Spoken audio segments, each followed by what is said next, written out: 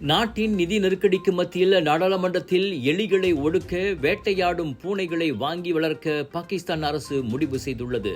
இந்த எலிகள் சட்டமன்ற துறைகளில் உள்ள பல முக்கியமான மற்றும் ரகசிய கோப்புகளை அழித்துள்ளன. கம்ப்யூட்டரின் வயர்களையும் கடித்து சேதப்படுத்தியுள்ளன.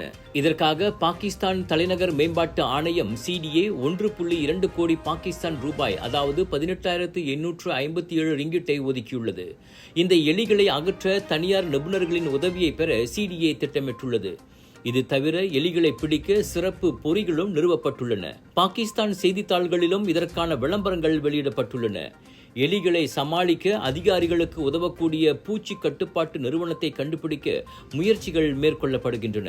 5 நாட்கள் 96 மணி நேரங்கள் இடைவிடாது இலவசமாக 2000 பேருக்கு முடிவெட்டி மலேசிய சாதனை புத்தகத்தில் இடம்பெறும் மாபெரும் முயற்சி.